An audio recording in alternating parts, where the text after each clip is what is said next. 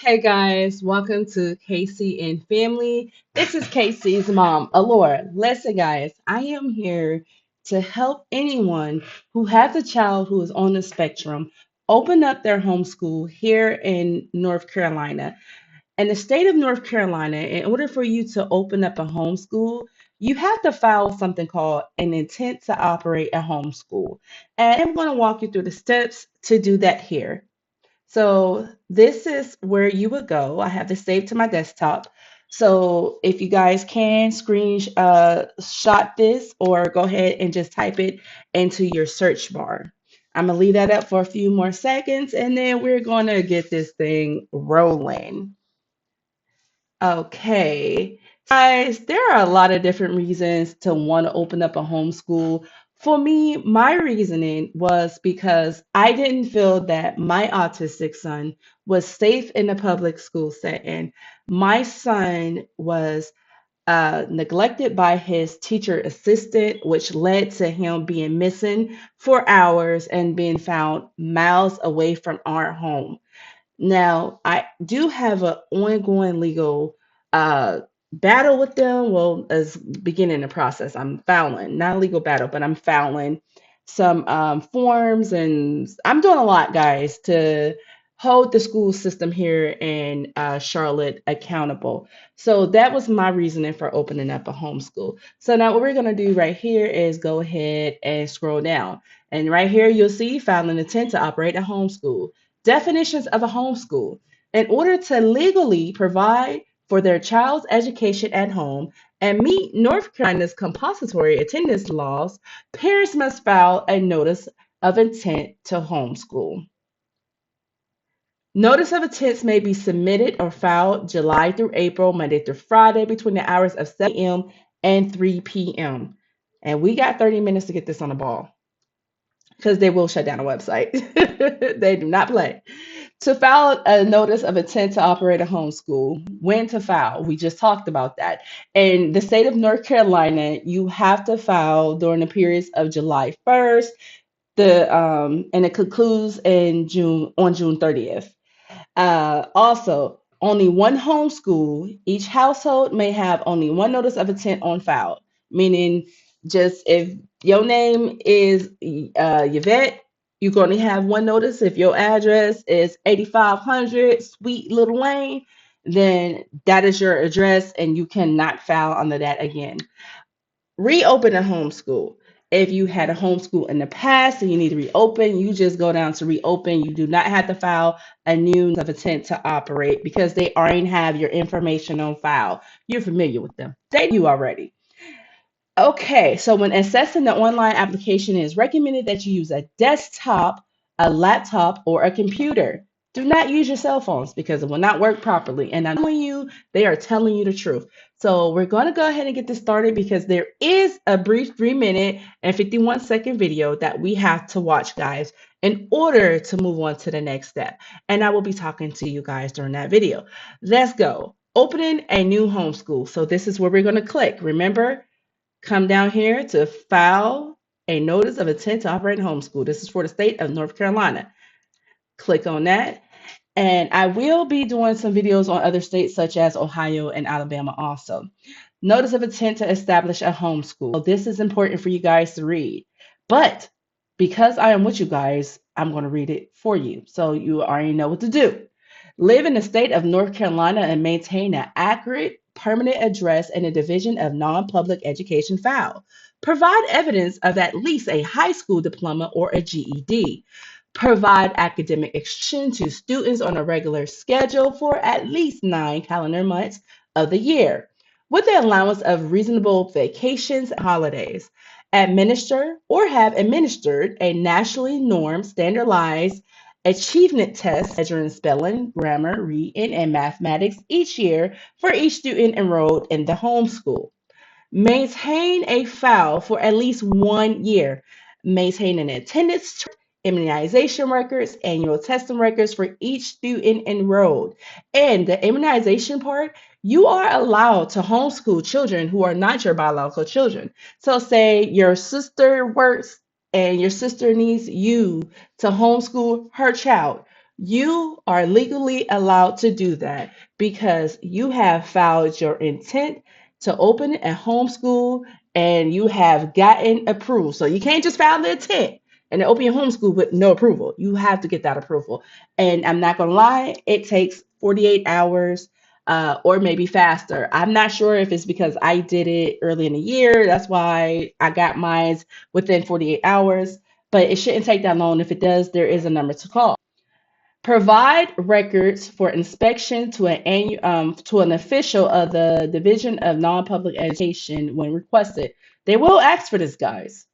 So keep track, be organized, very, very important.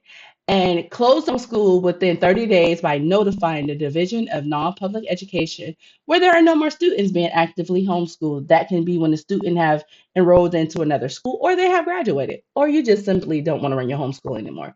So we're going to go to I agree and wish to set up a homeschool. Click, click. Now this is the 3-minute video that I was telling you guys about. So it says, please turn on your audio to hear the video. This is a brief video to help you with the important information that you will need to know prior to completing the Notice of Intent to operate a homeschool, which will be referred to as the NOI. Once the video is finished, you will be directed to the NOI. And that is very accurate. If you are not ready to begin homeschooling within the next 5 days, do not submit this Notice of Intent. Please wait until 5 days before you are ready to begin homeschooling. And what they mean is making sure you have your School supplies name. The school name should be a and everything name that that will you look need. professional on a diploma or transcript. Physical address. The physical address should be where the children live and not where you are purchasing your curriculum. Chief Administrator. The chief administrator should be the parent or adult who will be responsible for all communications with DNPE. The chief administrator cannot be the student. Religious or non-religious. The religious or non-religious designation is completely at the chief administrator's discretion. One does not supersede the other, and there is not any more or less regulation for one versus the other. It is truly a personal preference for being identified as a religious homeschool or a non-religious homeschool. Mine is non-religious. Please select the reason for choosing to homeschool your child from the drop-down box.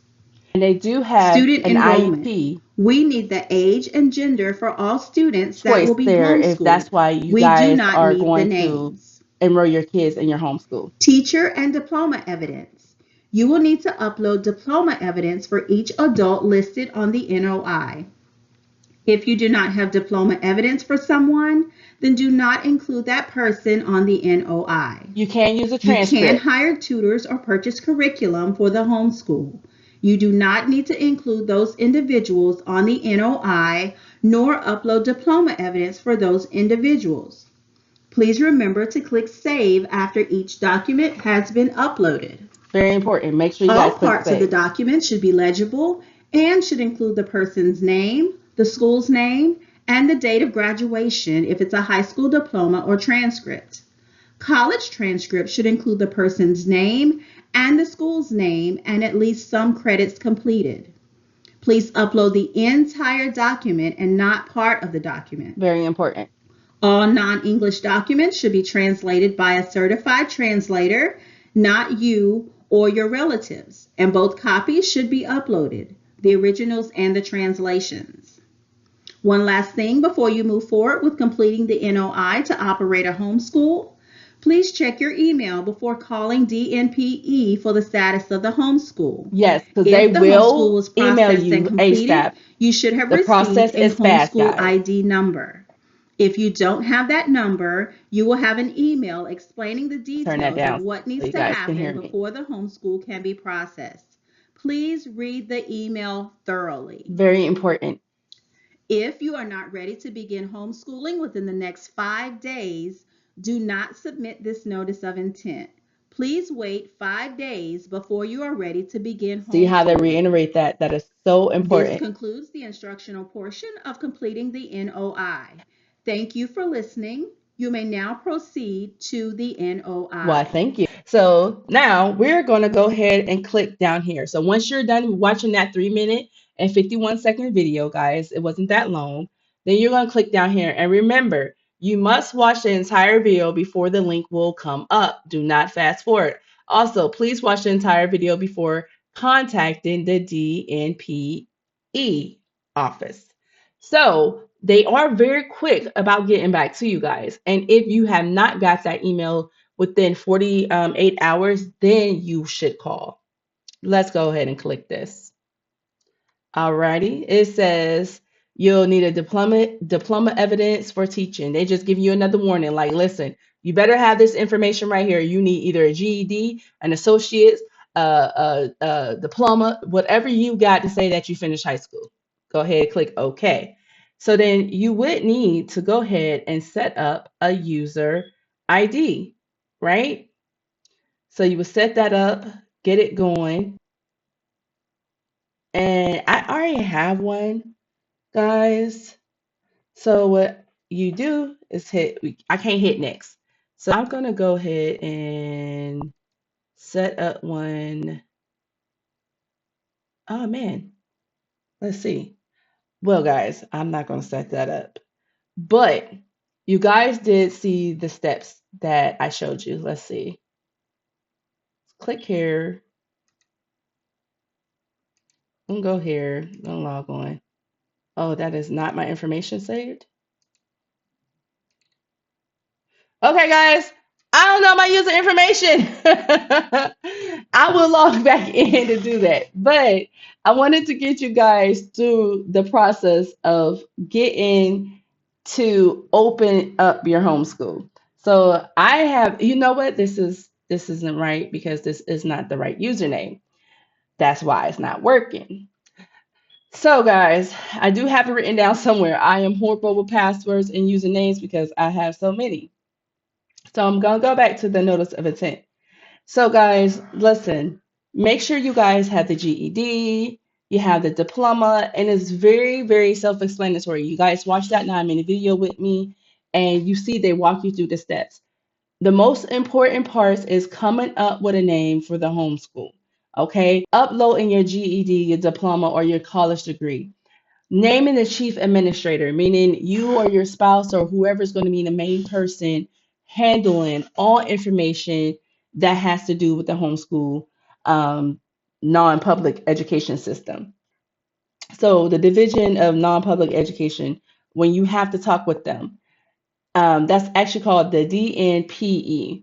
So whoever the chief administrator is going to be, normally it's me. It's going to be me always because I'm the main educator in our home. My husband is listed as a teacher, but he is not the main educator in the home because, quite frankly, he's not here that often. So I'm mostly here. So this falls on the responsibility of me. So I need to make sure all my documents are in order. I need to make sure the curriculum is in order. I need to make sure immunization is in order. I need to make sure my homeschool is organized, ready, and running. And make sure when they call me or they email me or if they knock on that door and say, hey, Miss Kane, I need this information. They're going to need it promptly. And so let me say something that's so important because they do not mention this in the video.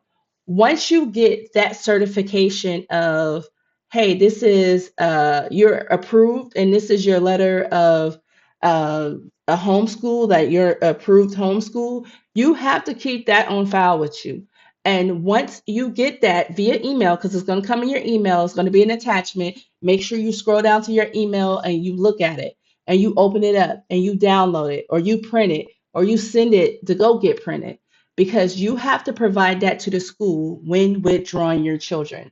You have to withdraw your child after you get approved. This is so important because if you just start your homeschool and you don't take that to the school, they are going to file charges with you with the state because you have not just sent your child to school. So you can't just sign up for this and say, okay, I'm approved, and now my kids aren't going to go to school. You have to go to the school and officially withdraw them and give them a copy of that approval notice of intent to it's going to be an established homeschool at that point. So it's not even going to be really a notice of intent. But that is so important. And because I have went through the steps already, I can't take you guys further. And I forgot all about that. And I do apologize about that. But I did give you guys the key steps, and the rest of this is easy because we watched the video together. I explained it to you guys. You got this. Let's go ahead and get prepared to give our children the best education that we can by stepping up to the plate and making sure that they are safe and they feel so much safer in your home. Trust me, they do. I want to say this. My Carter had anxiety while going to school because of what happened, and Carter was on anxiety medication, well, still is. I'm hoping that one day we can bring him off that anxiety medication. But Carter no longer screams or cries when he has to get up to learn because he knows that his school is here in his home. I have a whole classroom that's set up for him. I will be putting videos soon of my classroom and the items that I bought for my classroom. And I will give you guys the most affordable items. And when you see some of our reels, the homeschool shopping, that is definitely where we went. We went to, I believe it's called Dollar Tree to get a lot of our supplies. And I got a lot of things for like $99. Woo! I love it. But when Carter comes to his classroom, he calls it at home school. He says, Mommy, home classroom? I said, Yes, sir. He comes in here, guys. He sits at his desk. I have him a table. It's a long table. And I will be putting the items, like I said, that I bought up and showing you guys where I got them from. He sits and he's happy because he gets to know that he learns and he's learning in a space where he feels safe, he feels confident, and he feels happy. Now I know that not all of us have that opportunity to homeschool their children. I am thankful that I have a support system in place with my kids and my husband where I can homeschool and I don't have to worry about work. I did quit my job to homeschool. But you guys, if you have a mother or a grandmother, someone who's retired possibly, or someone who is a home body or a stay-at-home wife, stay-at-home husband, you can talk to them about setting up a homeschool and them homeschooling your children if you feel like your child is safe with them. If you feel like that's going to be the best for your child. Like I said, we all have different reasons to set up a homeschool. Mine was for my son's safety and for my peace of mind, and for me teaching him. I've been teaching him. My son knows how to read because of me. My son has more words because of me and ABA and other things like that. I want you guys to know that it's okay to advocate for your children. And if you can't set up a homeschool right now, and if you can't homeschool your son or your daughter, that does not make you a bad parent. It makes you just a parent who is trying. So I don't want you guys to kick yourselves or say, oh, I'm not the best parent in the world because I can't homeschool. Because let me tell you something. There is books out here on parenting, but none of them really prepare you for a lot of the things that we go through in life. Parenting is hard. Making decisions for your children is hard because we never know what is the right decision. We're always afraid of making the wrong decision. The wrong decision is not acting. So if you feel that you can do certain things, act upon them. Advocate, advocate, advocate for your children, especially our awesome kids. Because if we're not advocating for them, who else is going to do it?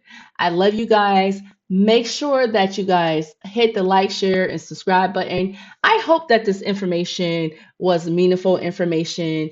And if you guys have any questions or any advice that you may need, please leave it in the section. I will answer it. I will give you the best advice that I have and the best information that I have.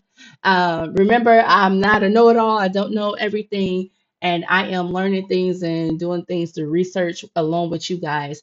And I will be talking to you guys about services for your children, IEPs, and 504 plans, and filing some complaints against some of these schools because schools are big businesses that seem to be exempt from the law. But I know some ways to hold them accountable, and we're going to walk through that also. I love you guys. Thank you guys for tuning in to Casey and Family. Make sure you hit that like, share, and subscribe button. And as always, be kind, love each other. Hey, you're doing the best that you can. Keep on.